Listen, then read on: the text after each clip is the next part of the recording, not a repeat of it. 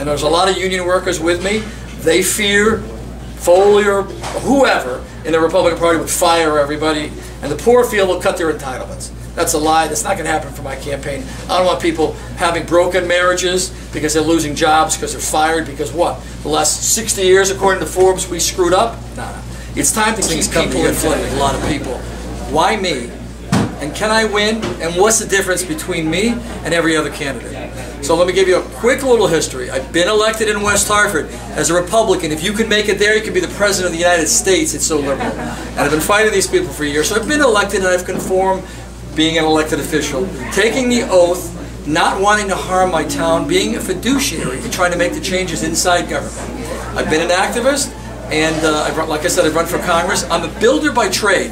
So let me talk about that a little bit. 40 years in the trades I spent with my dad raising me since I don't remember when he took me to work. Back in the 50s or early 60s, I would go to work with my dad, like the old school, that's what we used to do on Saturdays. And he would give me putty. I thought it was silly putty, but it was dough, and I would fill the holes in the woodwork and town. And that's what I thought it was silly putty, so I was all excited, but it wasn't. It was wood putty. So I was raised in all the trades. I could build this building with my hands. I do electrical work, but I'm not licensed for plumbing and HVAC.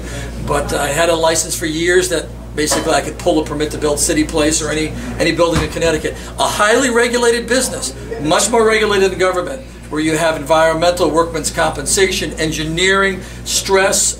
It's gotten worse. In 40 years, I haven't had one OSHA violation. So safety for me is huge. And I ran into one of my old employees at the Moodist Gun Lodge a few weeks ago by accident, and he said, "Joe, I work for the state. If you were the governor, you go crazy at what's going inside. So many good people are finding so much dead wood in here." And so we need to do something for the state employees that want to work harder and do the things they can do, but no one's listening to them.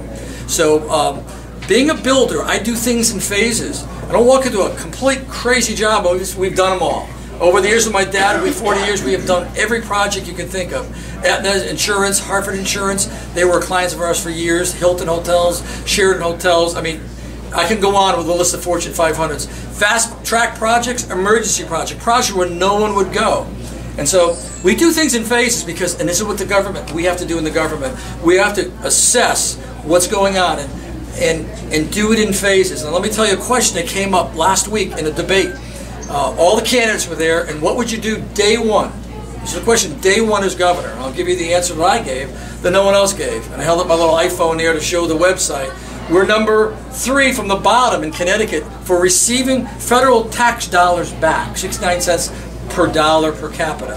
If the federal government would give us 5 cents more, if our congressional delegation that was a day earlier with the Obama on Air Force One would just lobby him for 5 cents more, they could keep a lot of their liberal policies. But they want to pass the liberal policies, not get the money back from from Washington, and then tax us to death. So we have Blumenthal, we have Murphy, and the rest of the complete Democrat control of congressional delegation. Day one, a survey of opting out of every federal program we can. That's not emergency, not essential, if the federal government isn't going to give us more money back per dollar.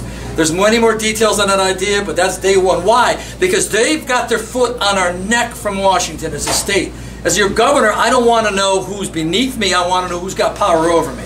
And who has power over us is the federal government. And you would think, with such a one-party dominant rule, liberals that in our state that basically are best friends with Obama and spreading the liberal agenda couldn't bring back 5 cents more? Why not? And that's the question the public and the Democrats are going to have to ask. Why can't we get 5 cents more? So before we start mothballing programs and going through the whole state budget, the federal programs that aren't funded and if they won't give us the money, that's day one. And they're going to go, as they're earmarked, into a lottery. I'm going to use a lottery, and I'm going to have our state legislature use the lottery to actually put programs that can go in and be mothballed. I call it mothball until there's money again, into the lottery, so they can't blame Republicans or anyone for, oh, Mr. Visconti selected that, Governor Visconti selected. No, we're not going to blame that. And at the same time as we do that, we're going to ask union bosses, not the union members, the union bosses, to open up their contracts for pension reform. If they won't help us, then we're going to send the people from those groups that were mothballing those programs to the union bosses to see if they can help us refinance our pension debt. I want to accelerate pension payments, like turning a 30-year mortgage into a 15-year mortgage, while interest rates are low, while we still have our credit rating, before we lose that. And one way we can accelerate is by mothballing certain projects.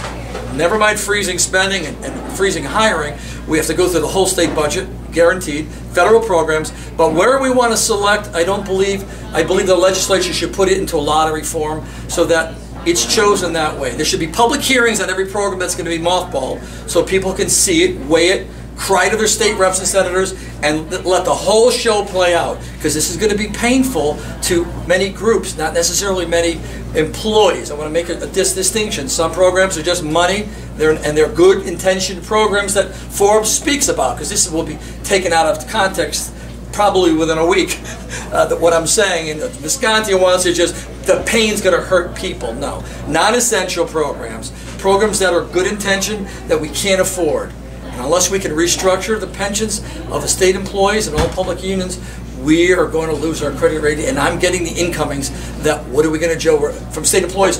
We're afraid now, not of our jobs because we made a deal, but of our pensions. And so we're in dire straits, and the governor's approval ratings show it. So